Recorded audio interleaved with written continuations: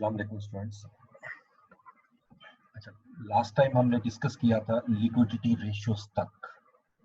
अगर कोई क्वेश्चन हो तो पूछिएगा।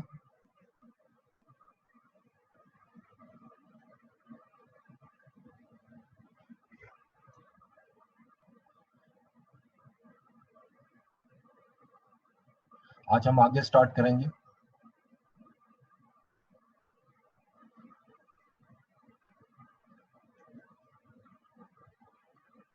Efficiency ratios.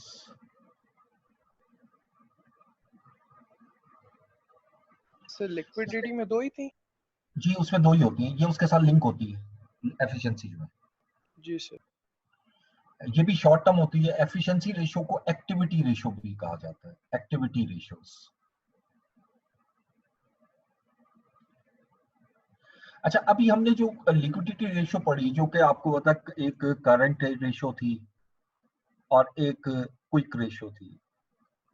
इनमें हमें कुछ प्रॉब्लम्स फेस करनी पड़ी, लाइक कि अगर इनएफिशिएंसीज हो तो ये रेशियो तो बेटर रिजल्ट शो करेंगी, लेकिन हमें कैसे पता लगेगा कि ये रेशियो बेटर है या नहीं? वो एफिशिएंसी रेशियो से हम मेजर करते हैं या एक्टिविटी रेशियो से मेजर करते हैं, जिसमें सबसे पहली जो रेशियो है that is inventory holding period.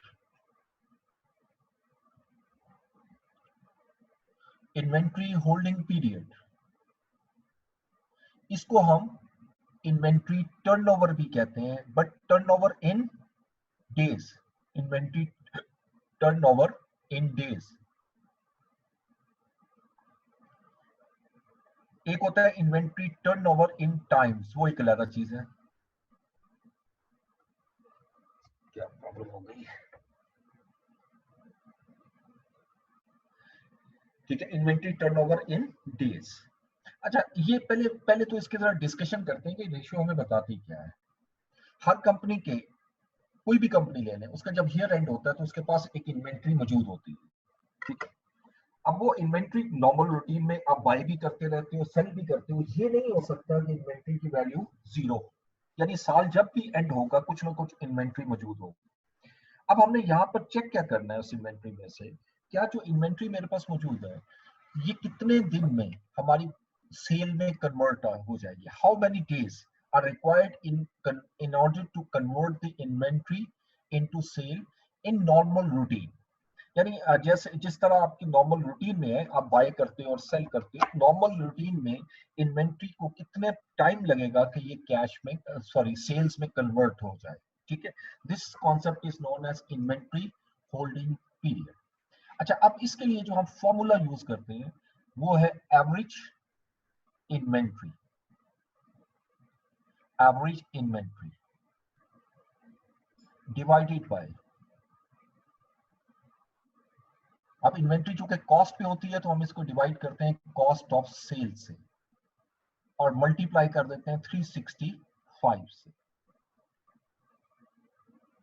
ठीक है, अब अगर सपोज ये हमारा 45 डेज का आंसर आ रहा है, ये हमें क्या रिप्रेजेंट कर रहा है कि आपकी जो इन्वेंट्री है इन normal routine it will be sold in 45 days. इसका दूसरा मीनिंग क्या है? the current inventory level of 45 days is equal to 50, यानी 45 डेज ऑफ सेल्स, यानी जो 45 डेज ऑफ सेल्स हैं वो एग्जैक्टली इक्वल है मेरी इन्वेंट्री के। सिर्फ फर्क ये है कि सेल में प्रॉफिट शामिल होता है, इन्वेंट्री होल्डिंग पीरियड में जो 45 डेज आ रहे हैं इसमें सेल शामिल नहीं होगी। ठीक है, प्रॉफिट शामिल नहीं होगा, तो इन्वेंट्री होल्डिंग पीरियड 45 डेज आ रहे हैं। अच्छा, अब कैसे पता लगेगा कि ये बेहतर है या नहीं? ये तो पहली बात तो है कि ये नॉर्म ऑफ बिजनेस पे डिपेंड करता है। कुछ बिजनेसेस ऐसे हैं, नॉर्म ऑफ बिजनेस, जिसमें हाई इन्वेंट्री रखनी पड़ती है। जैसे एफएमसीजी बिजनेस है जिसमें आपके ये जितने भी बड़े बड़े स्टोर्स हैं, मेट्रो वगैरह, ये सारे कवर होते हैं। ठीक है, ये यहाँ पर जितनी भी इंडस्ट्रीज आती हैं इनकी जो इन्वेंट्री होल्डिंग पीरियड है वो बहुत हाई होता है बाय नेचर। उसकी वजह क्या है? क्योंकि नंबर ऑफ प्रोडक्ट्स बहुत ज्यादा है। जितनी नंबर ऑफ प्रोडक्ट्स ज्यादा होंगी, अब कम से कम भी इन्वेंट्री रखें तो आपका यकीनी बात है होल्डिंग पीरियड इंक्रीज होगा। इसी तरीके से जो आपकी जो फार्मेसीज होती हैं, मेडिकल स्टोर्स जिनको कह लें, लेकिन ये मैं फार्मेसीज की बात कर रहा हूँ जो बड़ी बड़ी फार्मेसीज हैं, डिवॉर्सन वगैरह की तरह, इनका भी इन्वेंट्री होल्डिंग पीरियड बहुत हाई होता है, क्योंकि यहाँ पर रजिस्टर्ड प्रोडक्ट्स जो है वो बहुत ज्यादा है, और और सारी तो कहीं पे भी नहीं मिलती, लेकिन ये उनकी कोशिश होती है कि मैक्सिमम जो है वो प्रोडक्ट्स वो रखें।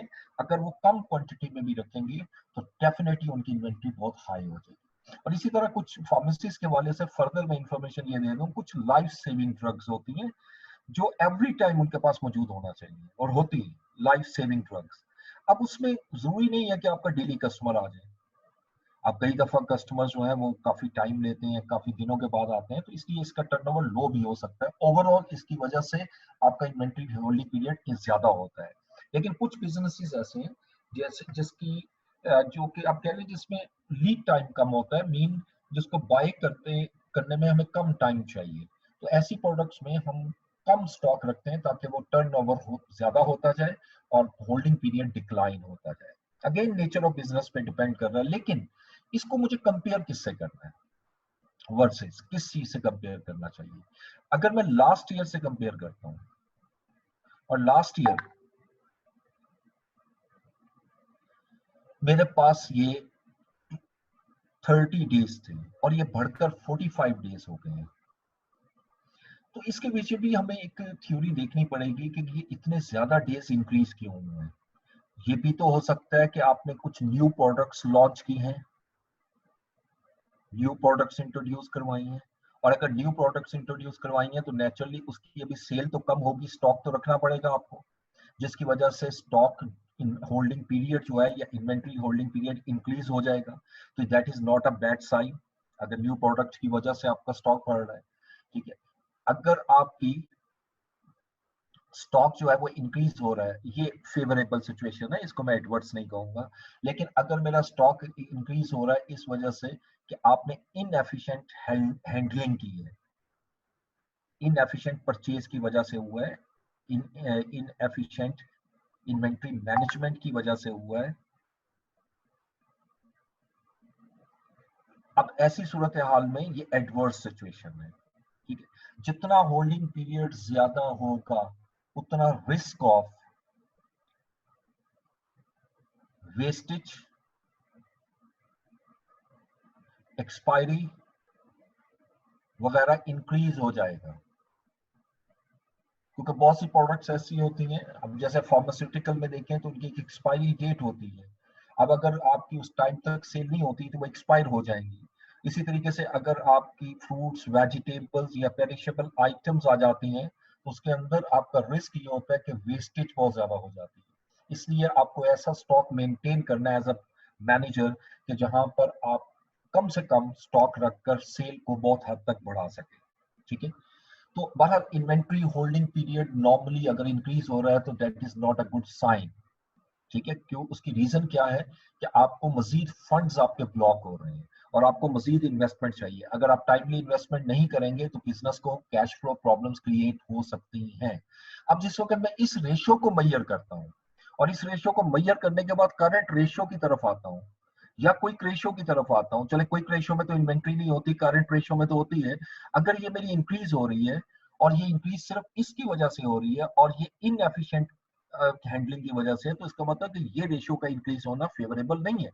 तो ये इसकी फर्दर इलेबोरेशन है, जब आप एफिशिएंसी रेशियोज कैलकुलेट करते हैं तो ये लिक्विडिटी रेशियो को फर्दर एक्सप्लेन कर देती है।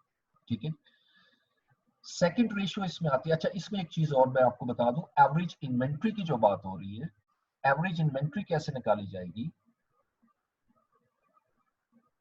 इसमें हम opening inventory plus closing inventory करेंगे और डिवाइडेड बाय 2, सिंपल।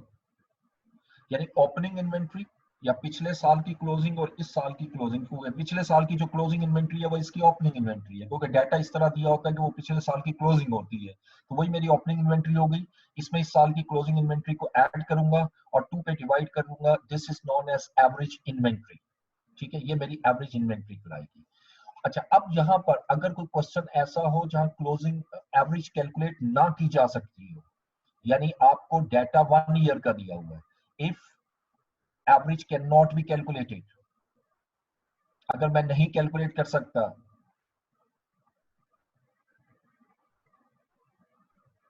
तो फिर क्या करोगे? Then use closing inventory.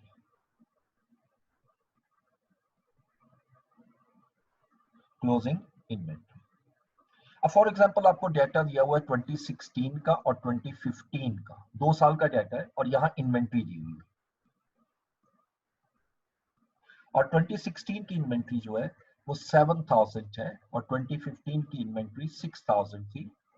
और सीजीएस आपकी 2016 की 90,000 है और 2015 की सीजीएस 80,000।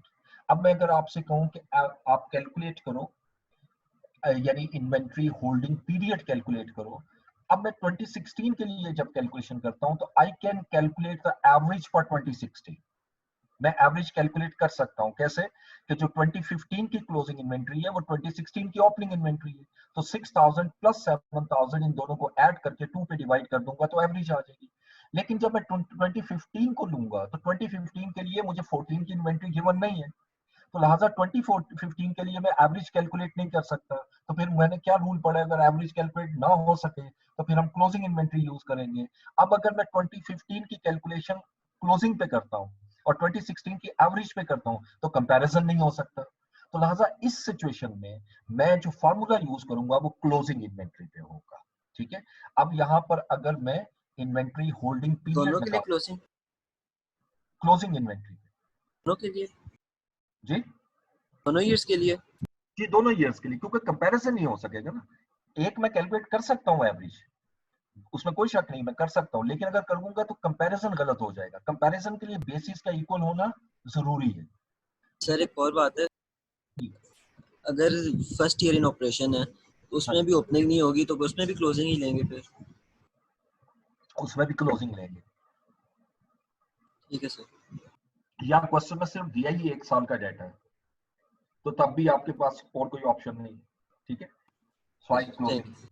ओके, अब अगर इसको कैलकुलेट करें क्लोजिंग को तो क्या करेंगे? 7000 closing inventory divided by 90,000 into 365, तो ये 28.38 डेज आ रहे हैं। इसको हम राउंडिंग कर देते हैं 28 डेज। यानी 2016 में मेरे पास जो इन्वेंट्री है वो 28 डेज की है। अगर 2015 को देखें तो 6 को अगर मैं 80,000 पे डिवाइड करके 365 पे करूं तो ये 27 डेज है। तो इसका मतलब 1 डे मेरी इन्वेंट्री जो है वो इंक्रीज हो रही है होल्डिंग पीरियड। अब इसकी रीजंस को आइडेंटिफाई करके फैसला किया जाएगा कि ये बेटर है या नहीं, यानी ये इंक्रीज किस वजह से हो रही है। और अगर कोई भी आपने कोई भी चेंजेस नहीं की, मैनेजमेंट डिसीजन में कोई चेंज नहीं की और 27 से 28 डेज पे जा रही है तो इट इज नॉट अट्रैक्टिव। ठीक है, तो ये बड़ा क्लियर बता रहा है कि आपके जो होल्डिंग पीरियड है वो इंक्रीज होने से आपका वर्किंग कैपिटल इंक्रीज हो जाएगा। ठीक है जी। नंबर 2 आइएगा, रिसीवेबल्स कलेक्शन पीरियड। रिसीवेबल की प्रॉब्लम तो हमारी वहां मौजूद थी करंट रेशो में, वो क्विक रेशो में भी रिसीवेबल शामिल है। जैसे यहाँ हम पढ़ रहे थे कि अगर हम सेल्स करते जाएं और टाइमली सेल को कलेक्ट ना करें तो अल्टीमेट इफेक्ट क्या आएगा? लेकिन ये बात है, करंट रेशो इंक्रीज होगी, क्विक रेशो भी इंक्रीज होगी। अब इसकी इनएफिशिएंसीज को यहां से मेजर किया जाना है रिसीवेबल्स कलेक्शन पीरियड, या जिस दूसरे लफ्जों में रिसीवेबल टर्नओवर इन डेज। अब इसका मीनिंग क्या है रिसीवेबल्स कलेक्शन का? कि on an average how many days are required in order to collect the amount from receivables और कस्टमर्स, क्रेडिट कस्टमर्स। यानी हमें क्रेडिट कस्टमर्स से कितने दिन का टाइम चाहिए, how many days are required कि मैं उससे वो कलेक्ट कर सकूं। ठीक है, और जितनी अर्लियर कलेक्शन होगी it will be beneficial for the company, और जितनी डिले होगी उतने more funds are required to in order to manage the working capital. ठीक है, तो ये दो चीजें आपने खास तौर पे ख्याल करनी है रिसीवेबल के पॉइंट ऑफ व्यू से। इंक्रीज और डिक्रीज की अगर बात कर लें, चलिए मैं फार्मूला लिख के उसकी डिस्कशन करता हूं। तो सबसे पहले मैं लेता हूं एवरेज रिसीवेबल्स। फार्मूला बिल्कुल उसी तरीके से बनाना है जैसे ऊपर है, average receivables whole divided by credit sales, क्योंकि रिसीवेबल्स क्रिएट होते हैं क्रेडिट सेल्स के लिए से इनटू 365 इनटू 365, ठीक है। अब अगर इंक्रीज हो रहे हैं, अगर रिसीवेबल जो कलेक्शन पीरियड है, रिसीवेबल कलेक्शन पीरियड ये आपका इंक्रीज हो रहा है,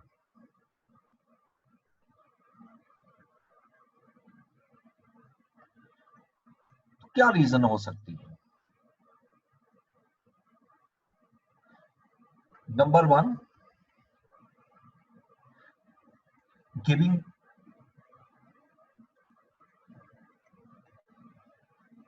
more relaxed terms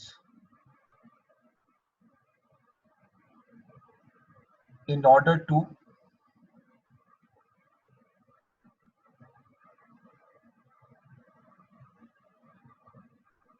attract new customers। कई मर्तबा कंपनी की मजबूरी होती है, मजबूरी में इस पॉइंट से कह रहा हूँ, मार्केट कंपटीशन बहुत बढ़ जाता है। ऐसी सूरत हाल में कंपनी जो है सर्वाइवल के लिए और मार्केट शेयर को ज्यादा करने के लिए ज्यादा रिलैक्स टर्म्स देते हैं।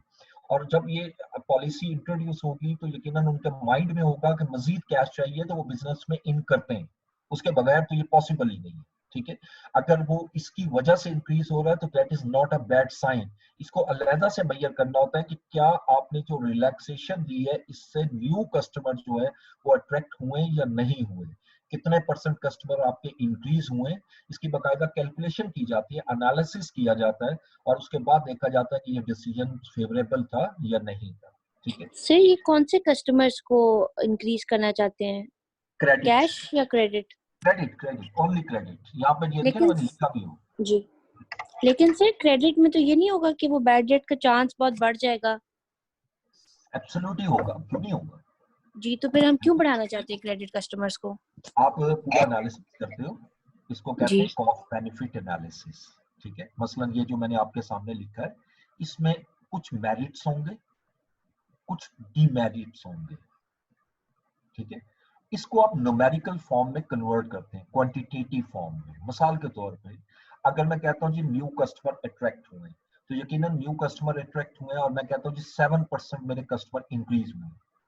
अब ये 7% से मुझे कितना कंट्रीब्यूशन जनरेट हो रहा है वो मैं कैलकुलेट करूंगा, ये मेरा बेनिफिट हो गया, इंक्रीज इन कंट्रीब्यूशन।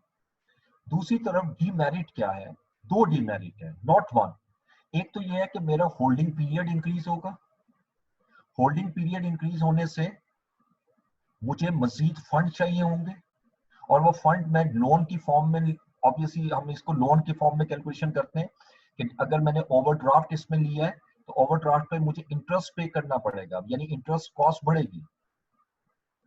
दूसरा, जैसे अभी आपने कहा कि इसका दूसरा डिमेरिट ये होगा कि आपके chances of bad debts increase हो जाएंगे, ठीक है। तो ये मेरे टोटल दो डिसएडवांटेज हो गए। अब इसको मैं कंपेयर करूंगा, जैसे ये ए अमाउंट आई और इन दोनों का सम बी आया। अगर तो आप ये समझते हो, अगर देखते हो कि ए इज बेटर देन बी, ठीक है, और तो ऑब्वियसली मुझे इस पॉलिसी को अप्लाई कर देना चाहिए। बेशक बैड डेट्स बढ़ रहे हैं लेकिन ओवरऑल सेल इंक्रीज हो रही है, डिक्रीज नहीं हो रही। ओवरऑल बेनिफिट इंक्रीज हो रहा है, ओवरऑल प्रॉफिट आपके बिजनेस का डिक्लाइन नहीं हो रहा बल्कि इनहांसमेंट आ रही है, उसके अंदर बेनिफिट आ रहा है। और दूसरा, ये जो पॉलिसीज आपको सामने मैंने लिखी है कि आप कंपनी ज्यादा रिलैक्स टर्म्स देती है, इसको याद रखिएगा, इसको पहले कैलकुलेट किया जा रहा है, इस पे एस्टिमेट लगाया जा रहा है और अगर रिजल्ट फेवरेबल हो तो ये पॉलिसी अप्लाई की जाती है। इसके पीछे बैक एंड में पूरी रिसर्च होती है, ऐसे नहीं है कि मैं ये पॉलिसी अप्लाई कर दूंगा, ठीक है। लेकिन हम तो सिर्फ रीजंस की डिस्कशन कर रहे हैं ना। ये जो पोर्शन मैंने आपके सामने लिखा, ये वाला, ये बेसिकली हमारा फाइनेंशियल मैनेजमेंट से रिलेट करता है। इसे हम सिर्फ फाइनेंशियल अकाउंटिंग की तरफ अगर रहे तो सिंपल सी बात है, आपने बिल्कुल ठीक कहा, इसका इंक्रीज होने से बैड डेट्स भी आपके इंक्रीज होंगे, बैड डेट्स इंक्रीज होंगे। इसके अलावा आपका रिसीवेबल कलेक्शन पीरियड इंक्रीज होने से आपकी सेल्स इंक्रीज होगी। आपके रिसीवेबल कलेक्शन पीरियड से, ये इस पॉलिसी से लिंक करता जा रहा हूं, इसके इंक्रीज होने से आपकी cost of investment in inventory जो है वो इंक्रीज हो जाएगी, इन इन्वेंट्री इंक्रीज हो जाएगी, cost of investment in inventory, ये इन्वेस्टमेंट है, इन्वेंट्री इंक्रीज हो जाएगी। सर लेकिन कंपनी तो कंपनी डिपेंड करेगा ना कि उसका मेरिट ज्यादा या डीमेरिट, जी जी एब्सोल्युटली वो एब्सोल्युटली। उसकी बेस पे फैसला करेगा कि कितना टाइम पीरियड रखें। होगा देखो, मैं यहाँ पर फिर रुकूंगा आपसे, ये तो मैंने कुछ आपके आंसर देते हुए कुछ वो चीजें बता दी जो आपके स्कोप से निकल जाती हैं, क्योंकि मैंने फाइनेंशियल मैनेजमेंट की चीजें आपको बताई हैं। लेकिन सिंपल ये देखो कि रिसीवेबल कलेक्शन पीरियड क्यों बढ़ रहा है, ये जो आप बात कर रहे हैं ये definitely is a decision making. हम इस वक्त सिर्फ और सिर्फ जो रिजल्ट आ रहे हैं उसको एनालाइज कर रहे हैं कि ये रिजल्ट बेटर है या नहीं।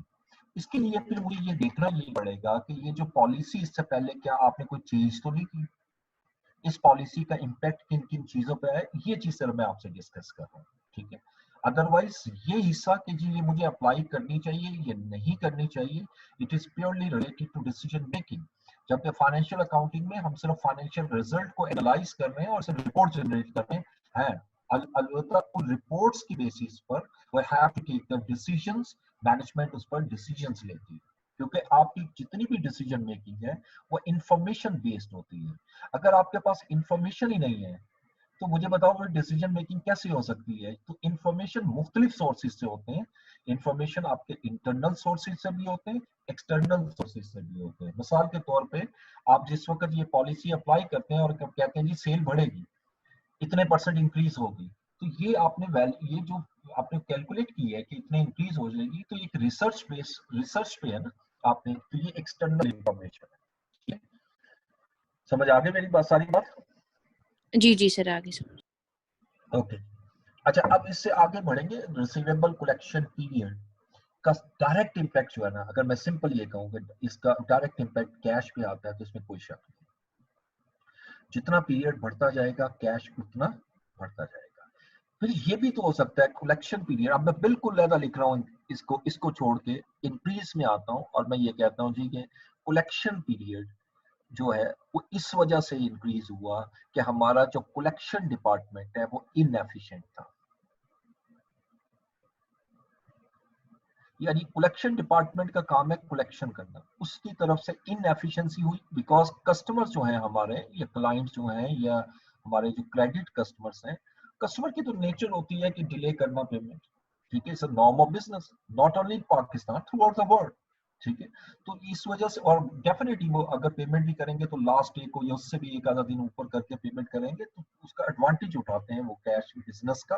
तो जितना हमारा कलेक्शन डिपार्टमेंट एफिशिएंट होगा उतनी अर्लियर कलेक्शन होगी, जितना इनएफिशिएंट होगा उतना ही हमारा प्रॉब्लम क्रिएट होगी और रिसीवेबल कलेक्शन पीरियड इंक्रीज होगा। और उसके बाद ये जो इम्पैक्ट है ये इम्पैक्ट है, इसके इम्पैक्ट क्या हो सकते हैं, मतलब बैड डेट भी इंक्रीज हो सकता है और उसके बाद कॉस्ट ऑफ इन्वेस्टमेंट इंक्रीज होगी। और अगर कलेक्शन पीरियड आप अर्लियर कर लेते हो यानी आप ज्यादा बेहतर कलेक्शन करते हो, अब उसमें अर्लियर कलेक्शन करने का एक तरीका और भी होता है, फिर वो फाइनेंशियल मैनेजमेंट में चला जाऊंगा, इसलिए सिर्फ एक लाइन बोलूंगा जो आपने पढ़ी हुई है कि आप अर्लियर डिस्काउंट्स ऑफर कर देंगे। जब अर्ली डिस्काउंट ऑफर करते हैं तो उसका डेफिनेटली एक एडवांटेज आपको मिल जाता है और उसका एडवांटेज ये होता है कि कैश कलेक्शन फास्ट हो जाती है, ठीक है। तो एनी रिसीवेबल कलेक्शन पीरियड अगर इंक्रीज हो रहा है तो that is not a good sign. इसका बड़ा क्लियर नजर आ रहा है कि आपकी जो कैश है अगर ये इंक्रीज हो रहा है तो cash problems might arise.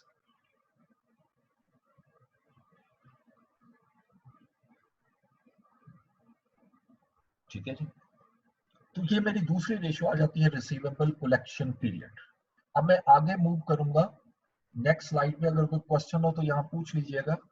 Sir इसमें एवरेज रिसीवेबल्स में क्या क्या आएगा? सेम उसी तरीके से ओपनिंग और closing. Opening plus closing by 2 और बिल्कुल वही कॉन्सेप्ट माइंड में रखना है कि अगर आपको क्लोजिंग कैलकुलेट ना हो सके और एवरेज कैलकुलेट ना हो सके then absolutely we will use closing receivable, ठीक है। ठीक है sir, thank you.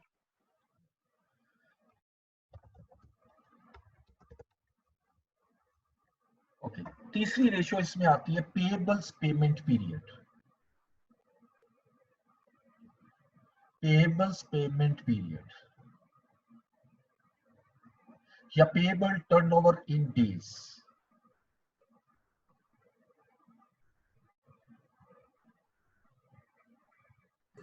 Sir decrease आया नहीं पिछले में,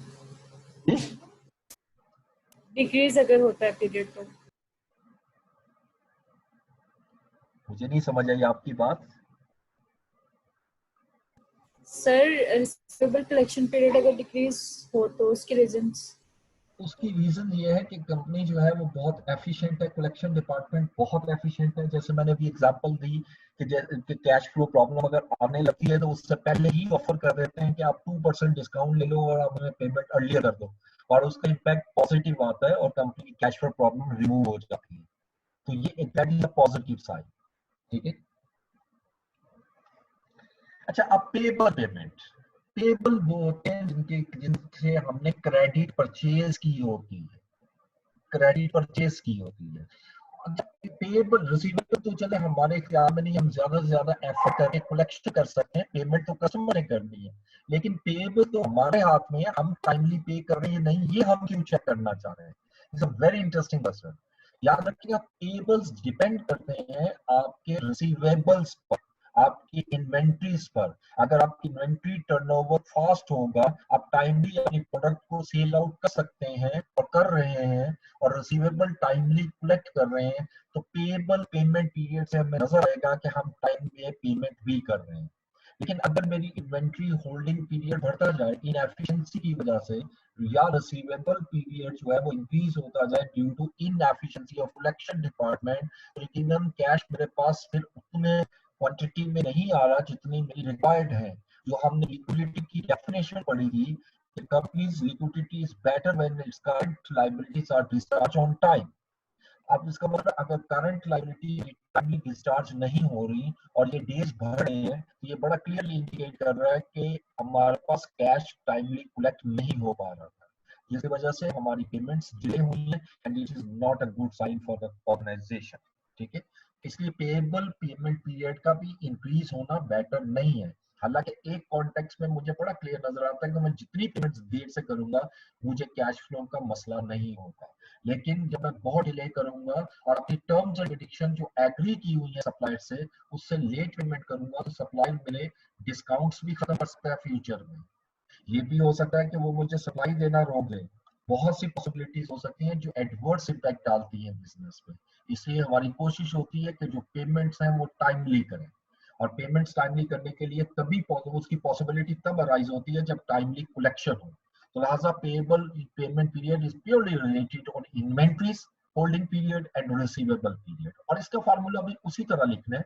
एवरेज पेएबल यानी मीन के एवरेज का मतलब अभी मैंने आपसे डिस्कस किया, opening divided by closing by 2, and if it's not possible to calculate the average, then we will use the closing balance।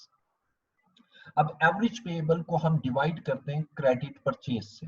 अच्छा, in most of the question you will not find the current credit purchase, तो फिर हम CGSE use कर लेते हैं, assuming that the inventory levels have not changed significantly। ठीक है, और इसको मल्टीप्लाई कर देते हैं 365। अच्छा, अब ये मैंने 3 रेशियो आपके सामने कैलकुलेट की। यहाँ मैंने 2 चीजें आपसे खास तौर पे डिस्कस करनी है एग्जाम के पॉइंट व्यू से। अगर तो एग्जामिनर ये कहता है, ये एग्जाम पॉइंट ऑफ व्यू से ये क्वेश्चन बाज का सीधा नहीं देता जिस तरह मैंने किया, वो ये कहता है जी कि आप कैश ऑपरेटिंग साइकिल निकाल दो बिजनेस का, कैश ऑपरेटिंग साइकिल।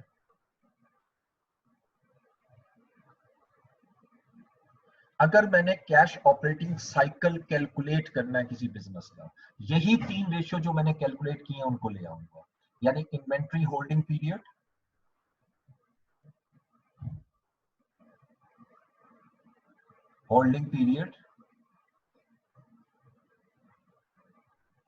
सपोज जैसे मैंने ये फिक्टिशियस वैल्यू ले रहा हूं, 45 डेज लगे हैं हमें इन्वेंट्री को कलेक्ट करने के लिए। Receivables collection period,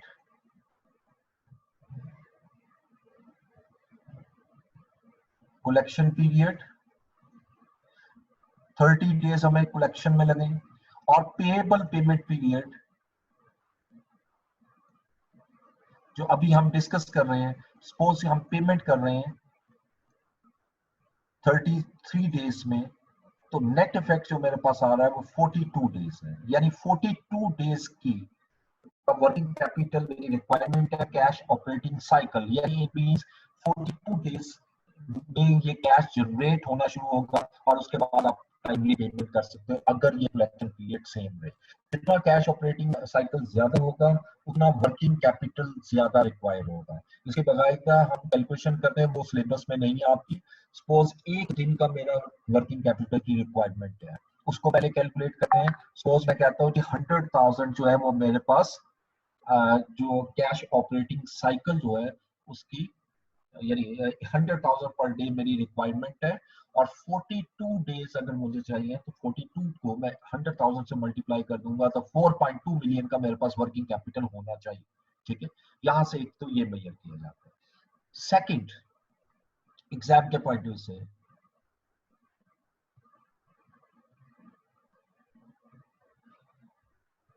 over trading, examiner ये क्वेश्चन कर सकता है कि from the data given below explain whether the company is over trading or not. Over trading is a very dangerous situation for any company. Over trading को अगर मैं पहले technical word से हट के सिंपल आपको समझाऊं कि बिजनेस को जितना पैसा चाहिए उससे कम पैसों में आप बिजनेस कर रहे हैं, ये ऑपरेटिंग रन करने के लिए। मसलन मुझे ये वर्किंग कैपिटल जैसे मैंने कैलकुलेट किया जी, मैंने कहा 4.2 मिलियन और हम 3.6 मिलियन से काम चलाने की कोशिश कर रहे हैं। This situation is over trading. ठीक है, over trading is the most dangerous situation, बल्कि एक बुक में लिखा it is like a cancer, यानी ये जिस तरह किसी भी पर्सन को कैंसर होता है तो वो बॉडी के अंदर जो है वो प्रॉब्लम क्रिएट करना शुरू करता है। इसी तरीके से ओवर ट्रेडिंग जो है जिस वक्त ये हो जाती है उस वक्त ओवर ट्रेडिंग ये बिजनेस को तबाह करके रख देती है। सेकंड एक चीज याद रखिएगा, रेगुलर मॉनिटर ना किया जाए। जैसे कैंसर को अगर आप टाइमली डायग्नोज नहीं होता, ये यकदम सामने आता है और पर्सन की डेथ हो जाती है। सेम इसी तरीके से बिजनेस में भी ओवर ट्रेडिंग को जब तक आप आइडेंटिफाई नहीं करोगे, ये जिस एकदम सिचुएशन क्रिएट होगी और आपके बिजनेस को कोलैप्स कर देगा। ठीक है, तो इसके सिम्टम्स होते हैं बकायदा, इसको मैयर करने के लिए हमारे पास कुछ सिम्टम्स होते हैं, और वो सिम्टम्स क्या है उसी पे हम कैलकुलेशन करते हैं। 4 सिम्टम्स हैं इसके, और अगर ये चारों के चारों हो रहे हैं ना तो आप समझ लें कि इस वक्त ओवर ट्रेडिंग शुरू हो चुकी है और कंपनी को फौरन कोई डिसीजन लेना पड़ेगा ताकि ये ओवर ट्रेडिंग सिचुएशन से निकल जाए। नंबर 1, इन्वेंट्री होल्डिंग पीरियड जो है वो इंक्रीज हो रहा है, जो अभी कैलकुलेट किया ये इंक्रीज हो रहा है। Number 2, receivable collection period increase हो रहा है।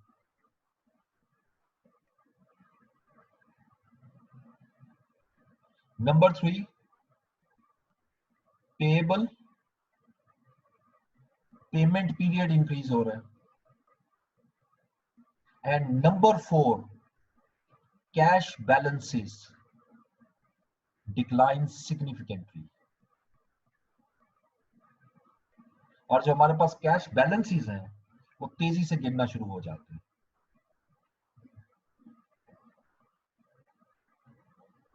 और ये मैं नहीं कह रहा यहाँ ओवर ट्रेडिंग में, ये हरगिज नहीं कह रहा कि ये एडवर्स इंपैक्ट की वजह से हो रहा है, भाई फेवरेबल भी हो सकता है। मसलन आप बिजनेस फैल रहा है, आपका बिजनेस एक्सपैंड हो रहा है, बिजनेस एक्सपैंड होगा, आपको ज्यादा इन्वेंट्री की जरूरत होगी, ज्यादा कस्टमर क्रिएट होंगे, रिसीवेबल बैलेंस बढ़ेंगे, ज्यादा पेएबल्स क्रिएट होंगे, मुझे ज्यादा पेमेंट करनी है, और वहां से अगर ये सारी चीजों को कैटर करने के लिए मुझे मजीद वर्किंग कैपिटल चाहिए। जैसे ये 42 डेज से अगर ये इंक्रीज होकर 60 डेज पर एकदम चला जाए पूरे साल में, यानी ये 60 डेज पे जा रहा है, तो मुझे मजीद इन्वेस्टमेंट चाहिए, और अगर मैं इन्वेस्टमेंट नहीं इसमें डालूंगा तो सिचुएशन ओवर ट्रेडिंग की हो जाएगी। यानी इन्वेंट्री होल्डिंग पीरियड मेरा इंक्रीज हो रहा है, बिल्कुल एक्सपेंशन से इंक्रीज होना है। कलेक्शन मेरी पीरियड इंक्रीज हो रहा है, टाइमली कलेक्शन नहीं हो पा रही। जब टाइमली कलेक्शन नहीं होगी तो पेमेंट भी आप टाइमली नहीं करोगे और डिले होगी पेमेंट अल्टीमेटली। और फोर्थ हम सिम्टम ये चेक करते हैं कि कैश बैलेंसेस डिक्लाइन हो रहे हैं सिग्निफिकेंटली या नहीं। अब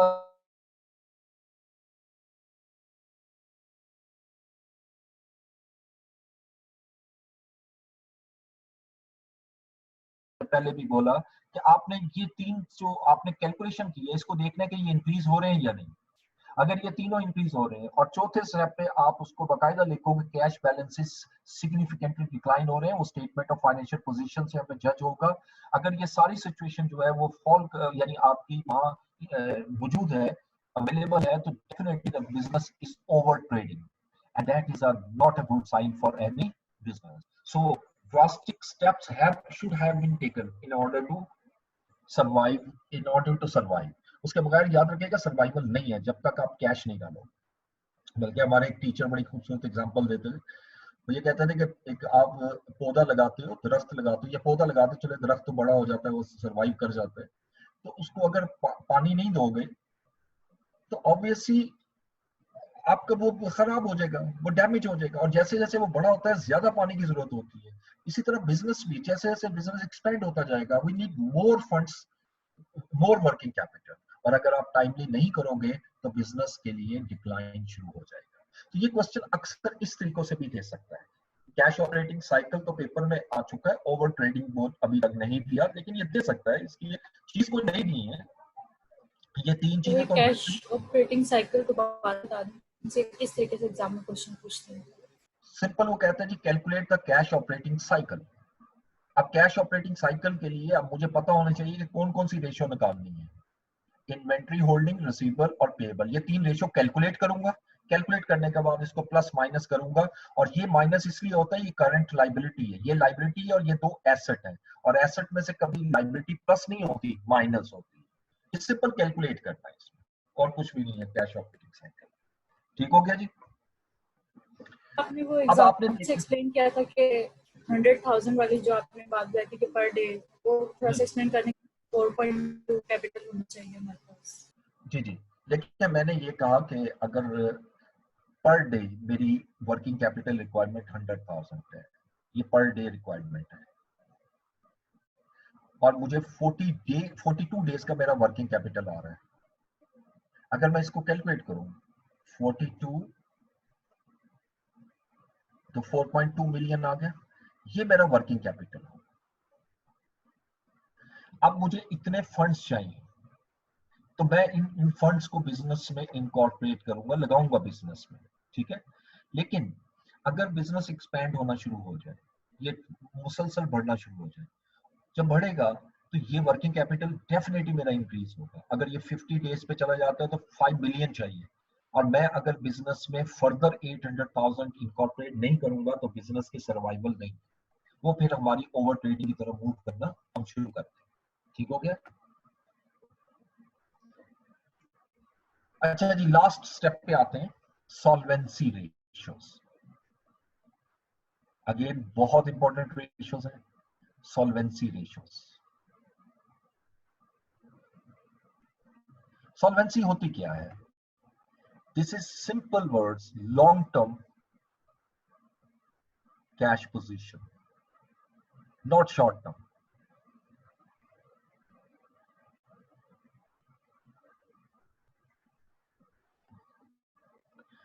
अब सॉल्वेंसी रेशियोज में बेसिकली आपने ये चेक करना होता है कि बिजनेस के जो एसेट्स हैं आपके, उसको फंडिंग कहां से हुई, कितने परसेंट पोर्शन ऐसा है जो आपने इक्विटी की फॉर्म में लगाया, और कितने परसेंट ऐसा है जो डेट की फॉर्म में लगाया आपने।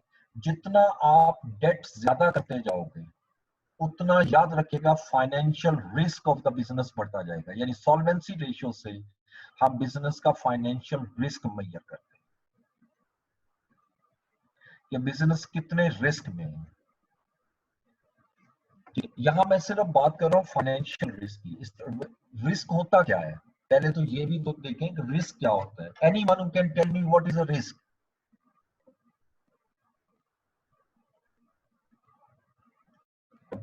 जी, क्या माइंड में आता है?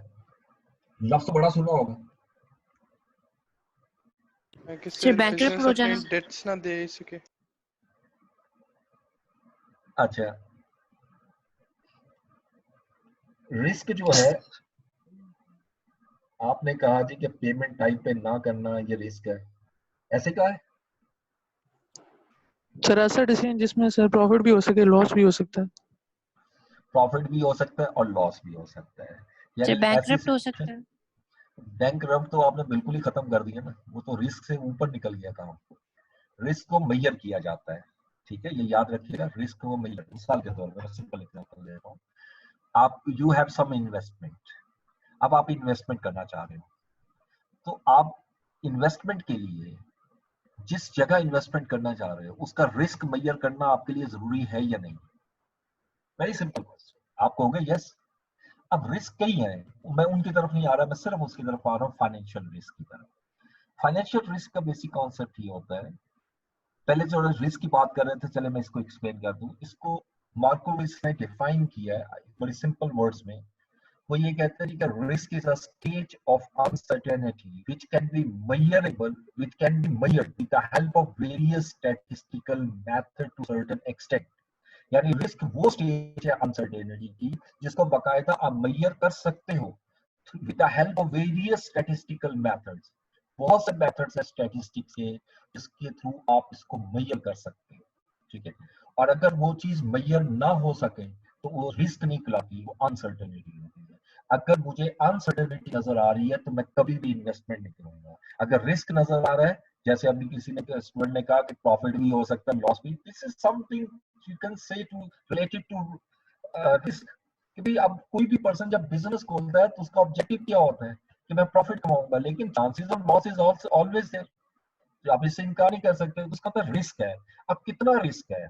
बिजनेस का रिस्क जो है वो उसकी नेचर ऑफ बिजनेस पे है। अब जो आइटम आपकी पेरिशेबल नेचर की होती है उसके अंदर सबसे बड़ा रिस्क ये होता है कि अगर आपकी सेल ना हो या कोई स्ट्राइक हो जाए या कोई ऐसी सिचुएशन आ जाए जहां पर कंपनी को 2 से 3 दिन के लिए बंद होना पड़े, जो पाकिस्तान में अक्सर हम देखते रहते हैं, due to strike, due to other things, due to dharnas वगैरह वगैरह, तो उसकी वजह से बहुत ज्यादा लॉसेस होने के चांसेस होते हैं। लेकिन कुछ बिजनेस ऐसे होते हैं जहां पे बिजनेस रिस्क जो है वो कम होता है। Financial risk is basically related to debt proportion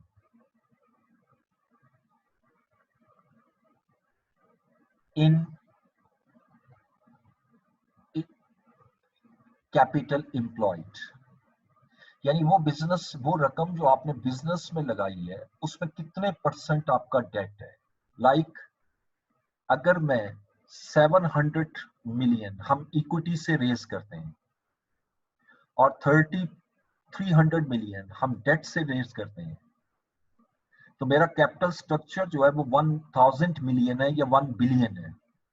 यानी 1000 मिलियन में मैंने 30% डेट लगाया है, तो अगर कैलकुलेट करें तो 30% आ रहा है, which is known as financial risk of the business.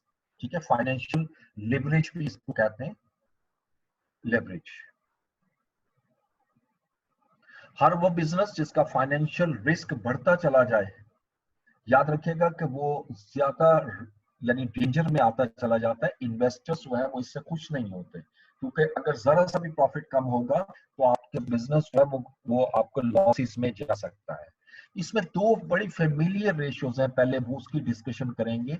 इसको कहते हैं debt to equity, debt to equity,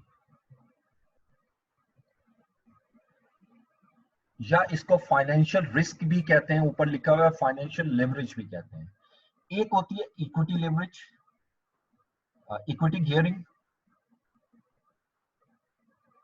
यानी equity risk with relation to equity, और एक कैपिटल गियरिंग।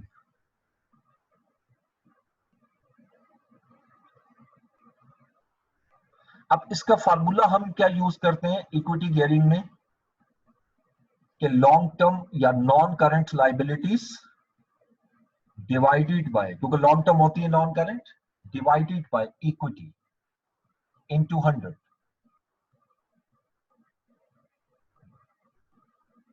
ठीक है, इसको अगर मैं इस तरह लिख दूं तो ज्यादा आपको क्लियर रहेगा। डेट्स, इसकी जगह वर्ड डेट्स ऐड कर ले साथ, तो इन शॉर्ट ये डेट्स ओवर इक्विटी बन गई। इसको हम इक्विटी गियरिंग कहते हैं। लेकिन अगर फार्मूला में इस तरह लिखूं, non current liabilities plus, sorry, non current liability divided by equity plus non current liability, equity plus non current liability is known as capital employed, और इसी कॉन्टेक्स्ट में हम इसको कैपिटल गियरिंग भी कहते हैं। और इक्विटी गियरिंग इसको इसलिए कहते हैं, इसका डिनोमिनेटर इक्विटी है, और इसको कैपिटल गियरिंग इसलिए कहते हैं कि इसका तो डिनोमिनेटर है वो कैपिटल एम्प्लॉयड है। ये रेशो, ये जो मैंने पहले कैलकुलेट की है इक्विटी गियरिंग, अगर ये 50% से 100% से एक्सीड कर जाए तो इसका मतलब business is at high gearing, high risk, high financial risk.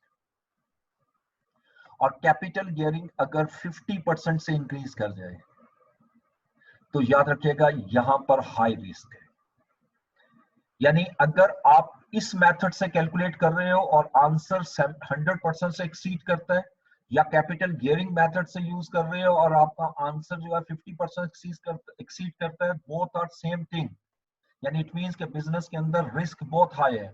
अब एग्जामिनर आपसे कहता है जी डेट टू इक्विटी रेशियो निकाल दो, तो कौन सी निकालोगे? कौन सी मर्जी निकाल दो, इसमें तो कोई हर्ज नहीं, इसमें कोई फर्क नहीं। लेकिन अगर वो स्पेसिफाई करता है कि इस रेशियो को कैलकुलेट करो, उसके तहत आप कैलकुलेट करोगे।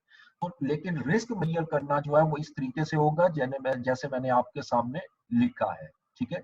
अब देखिएगा, फर्ज करें आप 500 रुपीज लेते हैं लोन की फॉर्म में, और इक्विटी लगाते हैं आप 400 की, यानी 400 की इक्विटी है। अब यानी सिंपली अब मैंने एज अ बिजनेसमैन अपनी पॉकेट से डाले और 500 लोन लिया, तो 900 की अमाउंट आ गई मेरा कैपिटल एम्प्लॉय।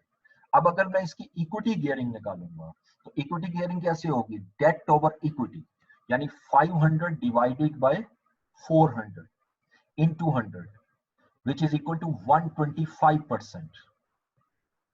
ये मेरे पास कौन सी गियरिंग है? Equity gearing. और अगर मैं कैपिटल गियरिंग निकालना चाहता हूं तो क्या होगा? 500 डिवाइडेड बाय दोनों का सम 900 into 100, ठीक है, which is I think equal to 5 by 9, 56% capital gearing. अब देखो ये बिजनेस 100% से ज्यादा है, अगर इक्विटी गियरिंग 100% से ज्यादा है और कैपिटल गियरिंग 50% से ज्यादा है, तो याद रखिएगा ये एक ही चीज कैलकुलेट की है, दोनों में जैसे मर्जी कैलकुलेट करो, आंसर में कोई फर्क नहीं आता। हाई रिस्क आंसर ये कंसीडर होता है, अमाउंट्स नहीं होती। आपने एनालिसिस जब करना होता है तो आप बताते हो कि बिजनेस हाई फाइनेंशियल रिस्क में, ठीक है। इसके साथ साथ एक रेशो हमारी और आती है इसमें, और मैं नेक्स्ट पेज पे चला जाता हूं। कोई क्वेश्चन है तो पूछिएगा।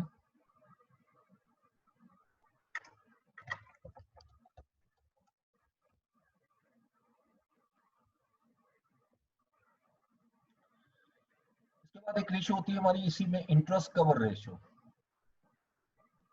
इंटरेस्ट कवर रेशो, और ये रेशो हमें क्या इंडिकेट कर रही है? इंटरेस्ट कवर, कि हमारा जो इस साल का ऑपरेटिंग प्रॉफिट है वो कितने सालों का इंटरेस्ट कवर करती है, यानी कितने सालों का इंटरेस्ट जो है वो पे कर सकता हूं मैं करंट ईयर प्रॉफिट से, या जो करंट ईयर प्रॉफिट है वो कितने सालों की इंटरेस्ट एक्सपेंस के इक्वल है, ठीक है। इसको हम कहते हैं इंटरेस्ट कवर रेशियो। जब भी आप लोन के लिए अप्लाई करते हैं बैंक में एज अ बिजनेसमैन, तो बैंक आपका फाइनेंशियल रिस्क जरूर मेजर करता है, और उसमें इंटरेस्ट कवर रेशियो जो है वो आप समझ लें कि टॉप ऑफ द लिस्ट होती है। ये बहुत जरूरी होती है। जो आप प्रोजेक्शंस देते हो लोन पर कि जी हमने ये पैसा यहाँ लगाना है और यहाँ से हमें इतना रेवेन्यू जनरेट होगा, ये होगा, उस पर इंटरेस्ट कवर रेशियो वो बैंक जरूर कैलकुलेट करता है।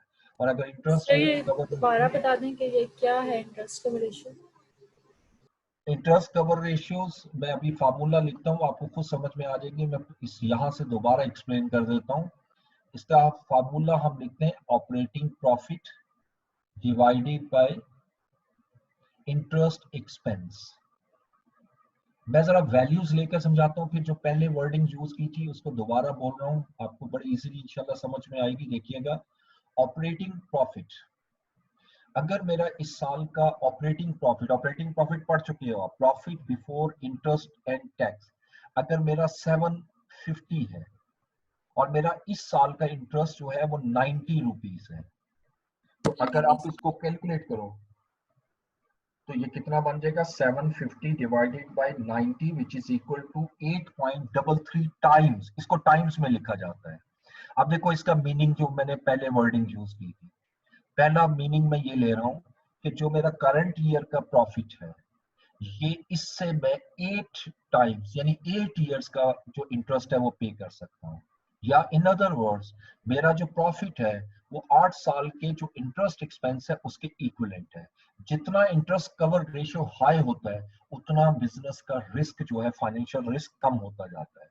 यानी बैंक ये एस्टिमेट लगाता है कि ये टाइम फ्यूचर के अंदर हमें पेमेंट कर सकते हैं, क्योंकि अगर एक साल का प्रॉफिट में से आप सिर्फ 90 का इंटरेस्ट दे रहे हो तो बाकी प्रॉफिट कैरी फॉरवर्ड होता है और वो फिर बिजनेस के रोटेशन में जाता है। अगर किसी साल में कम भी हो जाएगा तो कंपनी के पास सफिशिएंट फंड्स होंगे इंटरेस्ट को पे करने के लिए। तो इसलिए किसी भी बिजनेस का फाइनेंशियल रिस्क आपका इस पर भी बेस करता है। अगर इंटरेस्ट कवर रेशियो हायर होगी तो ये लो रिस्क को को स्पेसिफाई करता है, और इंटरेस्ट कवर रेशियो अगर कम होना शुरू हो रही है तो ये आपके रिस्क को बढ़ा रहा है। ठीक है, ये इनवर्स चलेगी इससे, इसको कहते हैं interest cover ratio.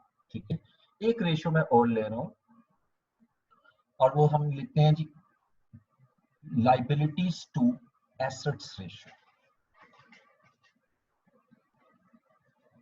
liabilities to assets ratio।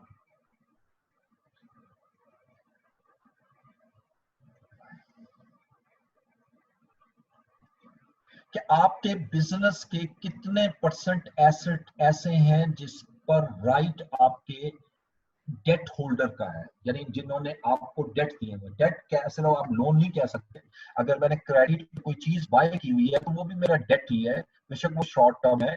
यहाँ पर अब लाइबिलिटीज टू एसेट में हम टोटल लाइबिलिटीज और एसेट भी ले सकते हैं, नॉन करंट भी ले सकते हैं, लेकिन ज्यादा जो हम यूज करते हैं total liabilities over total assets.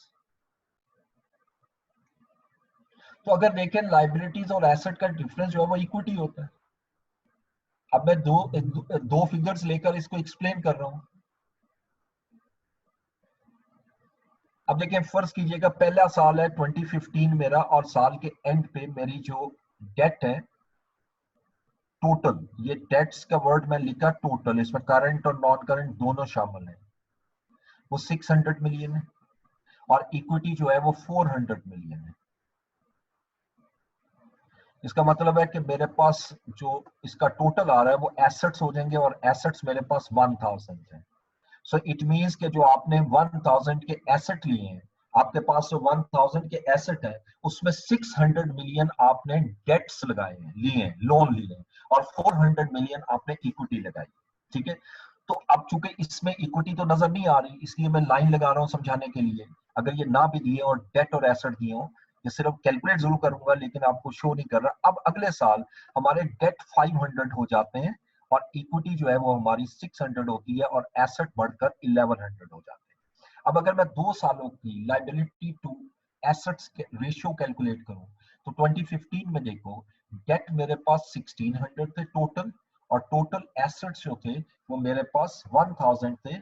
अगर इसको परसेंटेज में कन्वर्ट करना चाहूं तो इसका मतलब 60% जो है आपके एसेट्स हैं वो डेट होल्डर्स के फंड से जनरेट हुए, यानी 60% एसेट्स पे जो राइट है वो आपका डेट होल्डर्स का है।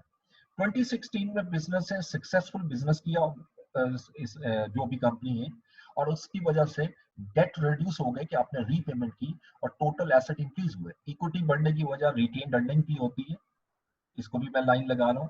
अब इसको अगर परसेंटेज में कैलकुलेट करो 5 डिवाइडेड बाय 11, तो आप देख सकते हो कि ये आपका कम होकर 45% पर आ गया।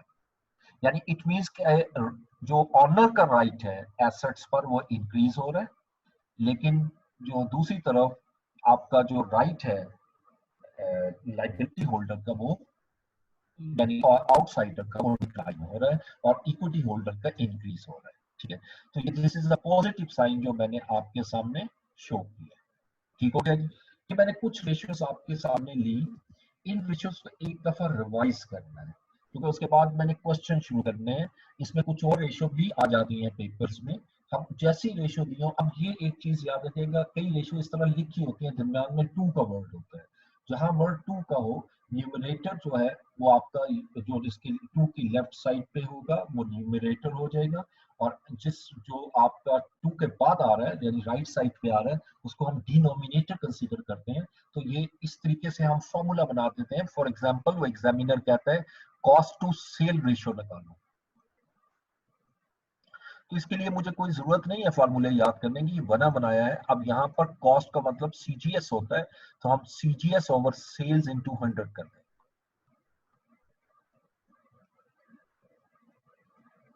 ठीक है, इस तरह बहुत सी रेशियो जी।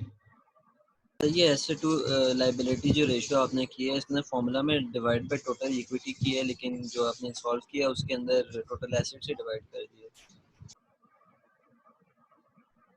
अब ठीक हो गया जी? Yes sir. वो इक्विटी लिखने की आदत बन गई ना, वो डेट टू इक्विटी लेवल है, वो डेट टू इक्विटी जो है ना वो लायबिलिटी ओवर इक्विटी आता है, और उसमें सिर्फ नॉन करंट आता है। Okay sir. ओके, अच्छा अब आपने जो है ना सिर्फ ये आज करना है कि आपने जितनी भी ये चैप्टर है बुक से उसके रेशियोज के फार्मूले जो है वो लिख लें। ठीक है, उसको रीड कर लें एक दफा, ताकि कल जब मैं क्वेश्चन शुरू करूं बुक से ही पहले करेंगे, बुक से ही क्वेश्चन करेंगे, उसी में क्वेश्चन है, तो उसको ज्यादा टाइम नहीं लगाना हमने इस चैप्टर को, क्योंकि अब इसके बाद हमारे दो मेन चैप्टर रह जाते हैं, एक IFRS 15 रिवीजन से पहले और एक हमारी फाइनेंशियल स्टेटमेंट्स। और फाइनेंशियल स्टेटमेंट्स तो बिल्कुल एंड पे हम करते होते हैं, क्योंकि सब कुछ पढ़ा होता है और ये इंट्रो से करते आ रहे होते हैं। सिर्फ और सिर्फ यहाँ पर जरा एडजस्टमेंट जरा टफ होती है, इस पर मैं ज्यादा टाइम हमारा इसलिए नहीं लगता, हम सिर्फ एडजस्टमेंट डिस्कस करते हैं। SOCI बनाना और SOFP आपको ऑलरेडी आ रहा होता है, ठीक है, लेकिन इसमें जो वो तो खैर आपके सिलेबस में नहीं है, अब इन्होंने चेंज कर दिया, सिर्फ SOCI आएगी, उसको डिस्कस करेंगे। Statement of changes in equity, SOCI, तो इसको